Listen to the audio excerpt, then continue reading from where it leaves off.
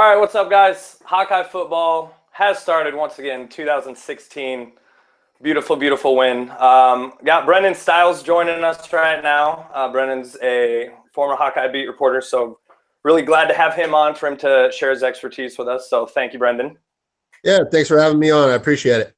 Absolutely, for sure, for sure. So yeah, let's just jump on into it. Like I said, first game of 2016.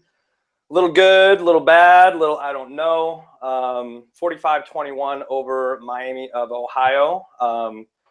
Started off looking like we were waiting all summer for this. I have my Rose Bowl shirt on. So, but yeah, what'd you think? 45-21. What were your immediate thoughts on the game? I would say the first half of the game, Iowa was up 28-7 at halftime. I would say the first half looked pretty much like what you and most people, including myself, were probably expecting it to be. You can maybe say they took their foot off the gas a little bit after they went up by 4 touchdowns.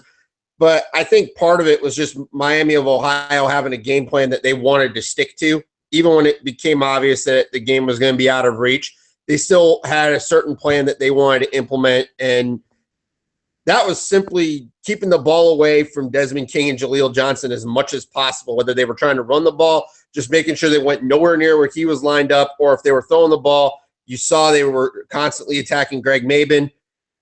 And it's funny because I see a lot of Iowa fans that were upset with how Mabin looked in this game today. But at the same time, afterwards, Miami of Ohio's head coach, he was talking in his press conference, he said he had a ton of respect for Mabin and sees him as a future NFL player, much like you would see Desmond King being a future NFL player. The phrase he used was pick your poison. And it was like, am I going to throw at the guy that won the Jim Thorpe Award last year, or am I going to throw at this other corner? Well, yeah, that's a pretty easy decision. And he basically was saying, you know what, you could have lined me up at the receiver opposite Desmond King, and all I would have done was high-five him and say, what the hell are you? Why aren't you in the NFL already? Why are you still in college? So he clearly had a lot of respect for Iowa's defense and some of the guys that they have on that side of the ball in particular. Yeah, I was thrilled, like you said, when we started off. I think we went up 21-0 there in the first, I want to say it was like 8 minutes of the game, 7-8 minutes of the game. Wadley looked incredible, had a couple really nice jukes. Vandenberg had that screen pass. We had the turnovers you mentioned.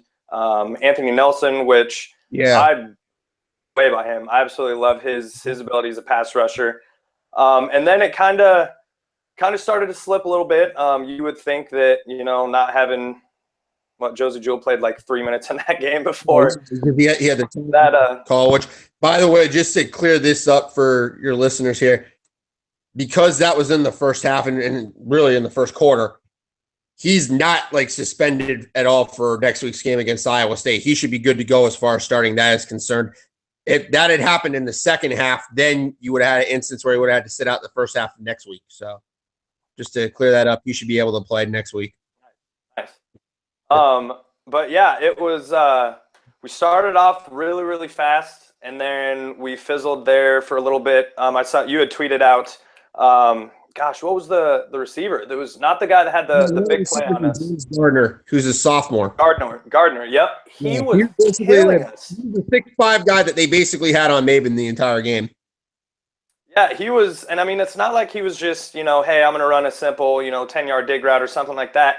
He's making plays, adjusting the ball, throwing on his back shoulder that were really good throws. I was more than impressed with him. And then right after you tweeted that, I'm pretty sure he snagged a second touchdown of the day. So yeah, and it's the thing that I found interesting too is they have a lot of young guys on that team. Like their quarterback, I believe, was a sophomore. Gardner is a sophomore. Basically, every player they had that was making plays for them or contributing in a positive manner. So I think it was good for Iowa to have this kind of game early on. I don't know how it will necessarily translate going forward because Iowa State has a little bit more experience, but they're also breaking in a new coaching staff. And then North Dakota State, obviously we know about them, but they're breaking in a new quarterback. And they didn't – last week I know they won that game in overtime against Charleston Southern, but not quite the same look that you've seen from them in years past. Yeah, they had won how many straight national They won championships was it? in a row. Is what? 5 in a row in the FCS. That is insane. And we have them, like you said, right after Iowa State. Somebody, you redshirt. You're a redshirt freshman, so you go the 5-year route, and you literally win a national championship every single year you're in the football program. I'd say that's not too shabby for all those kids. Because wasn't Wentz was 5-year, wasn't he? Yeah, I think he was. So there you go. He was the old magic potion in Philadelphia. Say what about Philly? Oh, I said now he's Chase Daniels back up in Philadelphia after they traded Sam Bradford. Wait, they're starting Chase Daniel over him week 1? Well, yeah, because Wentz is hurt right now. He's got Well, those. I know he had the ribs, but I thought they were saying they're expecting him to start. No, I'm pretty sure Chase Daniels getting the starting. Ooh. All right. Well, as the Dallas fan that I am, I'm liking that. I can roll with the odds with old Chase Daniels. So, so what did you think of the passing game today? Beathard had that flea flicker, which I loved. I absolutely loved. We came out. We had some nice highlights, including that flea flicker to German Smith. I don't know how much we really saw in terms of what Iowa's going to want to do in the passing game, because it wasn't like Beathard really threw the ball a whole lot to begin with. Yep. And, I mean, they didn't really get the tight ends involved much at all, though, again, part of that could have just been Miami of Ohio's scheme. But, German Smith had the touchdown catch on the 4th down. That was a pretty gutsy play there because Iowa had a 3-touchdown lead. You're thinking, okay, they're probably going to just settle for a field goal here. They're still up by 24, but nope, they decided to go for it. Should we say Newkirk? Would that potentially be Newkirk? I mean, if you're going to say Newkirk about anything, it would probably be the number of true freshmen that played today. Well put. Yeah, that was nice because I mean, most of the time we end up burning red shirts anyway, but it's in like the 6th game of the year and they play for like 5 minutes or something like that. Yeah. Getting them out there here in this game, I thought was awesome.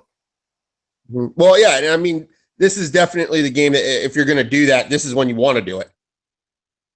Yep. So. Get them started, get them a little confidence rolling into the season. I mean, as us Iowa fans know, next man up is, that happens every year. I'm not even going to mention a specific position in regards to that. I'm not even going to go there, but that has definitely happened to us here in the years past. So, So, yeah, we had, like you said, Beathard didn't really get too much involved in the passing game. Obviously, when we have the two-headed monster running back, not really needed. What do you think of the defense? It was a little shaky at time. We first forced some turnovers, but overall, what were your impressions? Looked shaky at times. I think part of that because we touched on Josie Jewell with the targeting call that was called on him. I think that probably had a lot to do with it and just not having him. That's not to say that Jack Hawkeyes played poorly at all. I mean, the first series he was out there, he forced a fumble that Parker Hesse was able to recover. But you saw Hesse leave the game with it looked like a hamstring injury. I don't remember the exact specifics with that. But then I think there was another point. They had Neiman that was out, and they were playing basically Kevin Ward, who was a defensive back. They were playing him as a weak side backer at one point in this game. Maben had his issues, and they actually went to one of the true freshmen. I believe his last name I'm trying to make sure. You know who it is. It's number 5. I'm trying to make Yep. Because I want to say it was right after that touchdown to Gardner that they pulled him. Right. So it's one of those things where, yeah, there was some instances where they had issues, but a lot of that could have really just been personnel. And I feel like those are things that they're going to be much easier to fix as opposed to, okay, like 2 years ago when they played UNI and David Johnson was killing them over the middle. Man. And it's just like, okay, that could be an issue all year, and it turned out to be. I didn't really see anything quite like that today, other than maybe you can maybe say, well, teams are going to obviously throw the ball more at Maven but you knew that going in anyway because they're not going to throw the ball at Desmond King. So I don't really know if there's anything I saw that I could see being a huge lingering concern for them. But there were definitely some things that they do have to get cleaned up here, before next week and really before they get into Big Ten play.